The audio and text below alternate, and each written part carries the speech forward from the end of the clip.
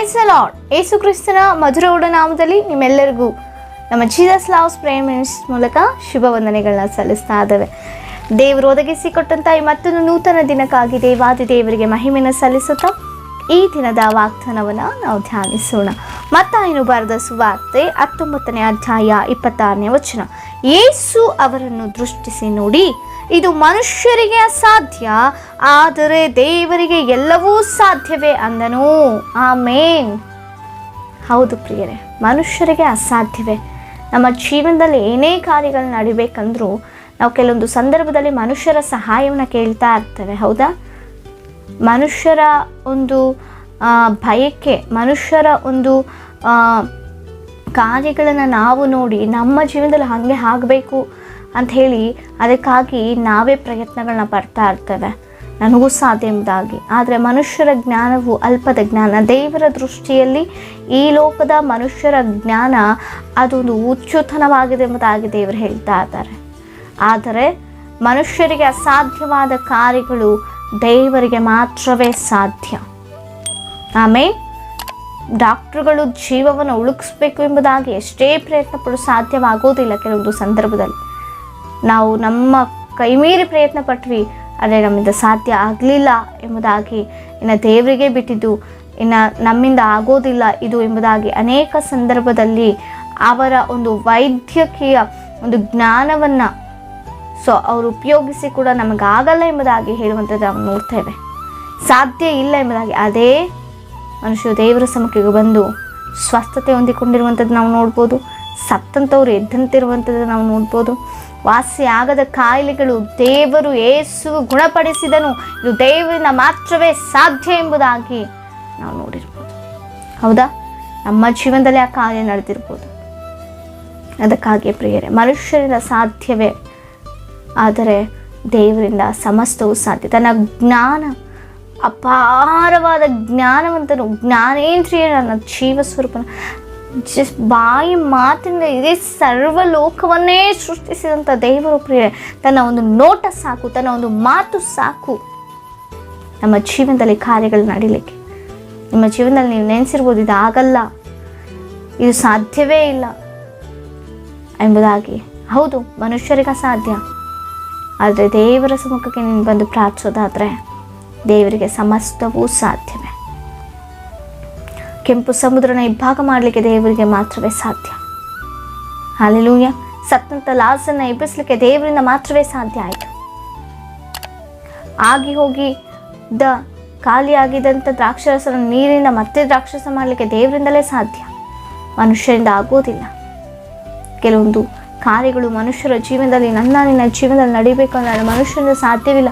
ನಾವಾದರೂ ಮನುಷ್ಯರ ಬಳಿಗೆ ಹೋಗಿ ಕೇಳ್ತಾ ಇರ್ತೇವೆ, ಅಧಿಕಾರ ಬಳಿಗೆ ಹೋಗ್ತಾ ಇರ್ತೇವೆ.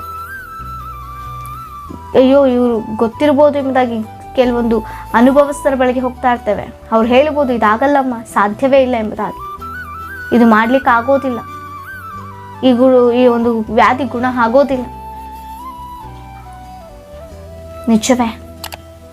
ಆದರೆ ದೇವರ ಸಮ್ಮುಖಕ್ಕೆ ಬಂದು ನೀವು ಪ್ರಾರ್ಥಿಸೋದಾದರೆ ಕಣ್ಣಿಗೆ ಕಾಣದಿರುವಂಥದ್ದು ಕೂಡ ಕಣ್ಣಿಗೆ ಕಾಣುವಂತೆ ಮಾಡುವಂಥ ದೇವರು. ಆಮೇಲೆ ಆಗದಿರುವಂಥದ್ದು ಕೂಡ ಆಗಿ ತೋರಿಸುವಂತೆ ಮಾಡುವಂಥ ದೇವರು. ಹಲ್ಲೆಲೂಯ. ನಂಬ್ತಾ ಇದೆಯಾ ನೀನು ನಿಜವಾಗಿಯೂ ಬಲವಾಗಿ ನಂಬೋದಾದರೆ ನನ್ನ ಜೀವನದಲ್ಲಿ ಏನೆಲ್ಲ ಕಾರ್ಯಗಳು ನಡೆಯಲ್ಲ, ಸಾಧ್ಯವೇ ಇಲ್ಲ ಎಂಬುದಾಗಿ ವೈದ್ಯರುಗಳು ಹೇಳಿರ್ಬೋದು, ಮನುಷ್ಯರು ಹೇಳಿರ್ಬೋದು, ಅನುಭವ ಜ್ಞಾನಿಗಳು ಹೇಳಿರ್ಬೋದು. ಆದರೆ ದೇವರು ಹೇಳಿಲ್ಲ ನನ್ನಿಂದ ಆಗಲ್ಲ ಅಂತ. ಮನುಷ್ಯರಲ್ಲ ನಮ್ಮ ಜೀವನ ರೂಪಿಸೋದು, ಮನುಷ್ಯರಲ್ಲ ನಮ್ಮ ಬದುಕನ್ನು ಕಟ್ಟಿಕೊಡೋದು, ಮನುಷ್ಯರಲ್ಲ ನಮ್ಮನ್ನು ನಡೆಸುವಂಥದ್ದು, ಕೇವಲ ದೇವರು ಮಾತ್ರವೇ. ಹಲ್ಲೆಲೂಯ. ಆ ದೇವರಿಂದ ಎಲ್ಲವೂ ಸಾಧ್ಯ. ನೀನು ನಂಬ್ತಾ ಇದೆಯಾ? ದೇವರು ಹೇಳ್ತಿಲ್ಲ ನನ್ನಿಂದ ಆಗಲ್ಲಪ್ಪ ಇದು ಅಂತ. ದೇವರೇ ತಿಳಿಸ್ತಾ ಇದ್ದಾರೆ. ಯೇಸು ಅವರನ್ನು ದೃಷ್ಟಿಸಿ ನೋಡಿ, ಇದು ಮನುಷ್ಯರಿಗೆ ಅಸಾಧ್ಯ, ಆದರೆ ದೇವರಿಗೆ ಎಲ್ಲವೂ ಸಾಧ್ಯ ಎಂಬುದಾಗಿ. ಎಸ್, ನನ್ನ ಜೀವ ಸ್ವರೂಪನಾದಂಥ ದೇವರಿಗೆ ಸಮಸ್ತವೂ ಕೂಡ ಸಾಧ್ಯ. ಚಿಟಿಕೆಯಲ್ಲಿ ಮಾಡಿ ಮುಗಿಸುವಂಥದ್ದು, ಕ್ಷಣ ಮಾತ್ರದಲ್ಲಿ ಮಾಡಿ ಮುಗಿಸುವಂಥ ದೇವರು.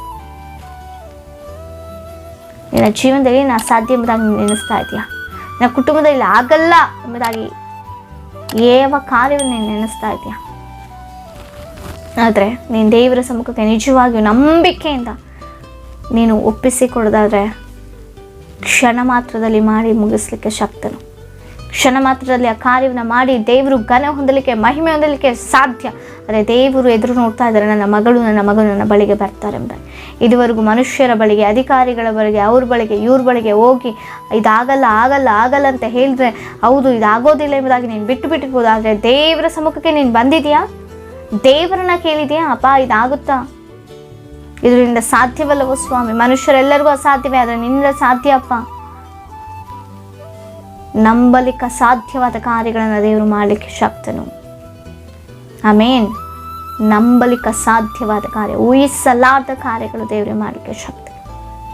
ನಿನ್ನ ಜೀವನದಲ್ಲಿ ಅದನ್ನು ಅನುಭವಿಸ್ಬೇಕಾ? ಬಾ ದೇವರ ಸನ್ನಿಧಾನಕ್ಕೆ, ಬೇಡ್ಕೋ. ದೇವರೇ ಹೇಳ್ತಾ ಇದ್ದಾರೆ, ನಿನ್ನನ್ನು ದೃಷ್ಟಿಸಿ ನೋಡಿ ಹೇಳ್ತಾ ಇದ್ದಾರೆ, ಇದು ಮನುಷ್ಯರಿಗೆ ಅಸಾಧ್ಯ. ನೀನು ಮನುಷ್ಯರ ಬಳಿಗೆ ಹೋಗ್ತಾ ಇದೆಯಾ, ನೀನು ಅಧಿಕಾರಿ ಬಳಿಗೆ ಹೋಗ್ತಾ ಇದೆಯಾ, ಅನುಭವಸ್ಥರ ಜ್ಞಾನಗಳ ಬಳಿಗೆ ಹೋಗ್ತಾ ಇದೆಯಾ, ಆದರೆ ನೀನು ನನ್ನ ಬಳಿಗೆ ಬಂದಿಲ್ಲ. ಆದರೆ ನಾನು ಹೇಳ್ತಾ ಇದ್ದೀನಿ, ಇದು ಮನುಷ್ಯರಿಗೆ ಅಸಾಧ್ಯ. ನೀನು ಹೋದಂಥ ಪ್ರತಿ ಸ್ಥಳದಲ್ಲಿ ಪ್ರತಿ ಮನುಷ್ಯರಿಗೆ ಇದು ಅಸಾಧ್ಯವೇ, ಆದರೆ ನೀನು ನನ್ನ ಬಳಿಗೆ ಹೋದರೆ ನನ್ನಿಂದ ಎಲ್ಲವೂ ಸಾಧ್ಯ. ನಾನು ಮಾಡ್ತೇನೆ ನನ್ನ ಜೀವನದಲ್ಲಿ. ಬಾ ನನ್ನ ಸನ್ನಿಧಾನಕ್ಕೆ ಎಂಬುದಾಗಿ. ಅಪ್ಪ ಈ ಚಕ್ರಬಡ್ಡಿ ಕಟ್ಟಲಿಕ್ಕಾಗಲ್ಲ, ಈ ಸಾಲ ಇನ್ನು ತೀರೋದೇ ಇಲ್ವೇನೋ, ನಾನು ಬದುಕೋವರೆಗೂ ಕಟ್ಟಬೇಕೇನೋ ಎಂಬುದಾಗಿ ನೆನೆಸಿರ್ಬೋದು.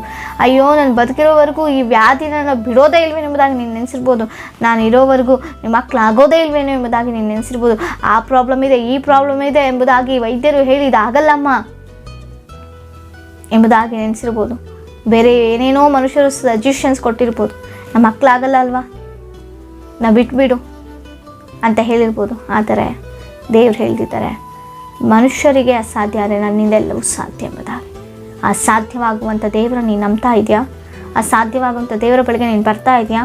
ಮನುಷ್ಯರ ಬಳಿಗೆ ಗುಳೋ ಎಂಬುದಾಗಿ ಅತ್ತೆ ಹೇಳ್ಕೊಳ್ತೀಯಲ್ಲ, ದೇವರ ಬಳಿಗೆ ಬಂದು ಅತ್ತಿ ನೀನು ಹೇಳ್ಕೊಂಡಿದ್ಯಾ? ಉಪವಾಸಗಳನ್ನ ಮಾಡಿದ್ಯಾ ದೇವರ ಸಮ್ಮುಖದಲ್ಲಿ? ಅಪ್ಪ ನಾನು ನಂಬ್ತಾ ಇದ್ದೇನೆ ನಿನ್ನಿಂದ ಸಾಧ್ಯ ಎಂಬುದಾಗಿ ನೀನು ಪ್ರಾರ್ಥಿಸೋದಾದರೆ, ಈ ನೂತನ ವರ್ಷದಲ್ಲಿ ನೀನು ಕೇಳ್ಕೊಳ್ಳೋದಾದರೆ, ಮನುಷ್ಯರಿಗೆ ಅಸಾಧ್ಯವಾದದನ್ನು ದೇವರು ಸಾಧ್ಯವಾಗಿ ಮಾಡಿ ಮನುಷ್ಯನ ಆಶ್ಚರ್ಯಪಡಿಸುವಂಥ ಆ ಒಂದು ಆಶ್ಚರ್ಯ ಕಾರಣವನ್ನು ಮಾಡಲಿಕ್ಕೆ ದೇವರು ನಿನ್ನ ಜೀವನದಲ್ಲಿ ಕಾದುಕೊಂಡಿದ್ದಾರೆ.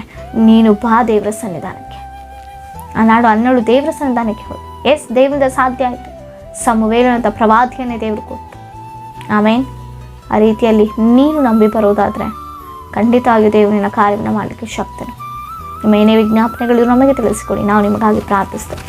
ಪ್ರಾರ್ಥನೆ ಮಾಡಿಕೊಳ್ಳಿ. ಪರಿಶುದ್ಧನಾದಂಥ ದೇವರ, ಜೀವಸ್ವರೂಪನಾದಂಥ ದೇವರ ಸ್ತೋತ್ರ. ಹೌದು ಕರ್ತನೆ, ನಮ್ಮ ಜೀವನದಲ್ಲಿ ಅದ್ಭುತ ಕಾರ್ಯಗಳ ಮಾಡಲಿಕ್ಕೆ ಶಕ್ತಿ ನಿನ್ನಿಂದ ಸಾಧ್ಯವಾದದ್ದು ಒಂದಿಲ್ಲ, ನಿನಗೆ ಸಮಸ್ತವೂ ಸಾಧ್ಯವೇ ಸ್ವಾಮಿ.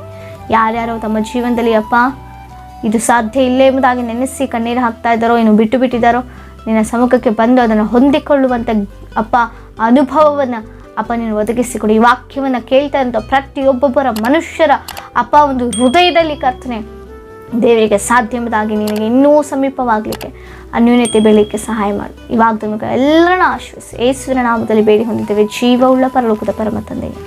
ಆಮೆನ್. Praise the lord.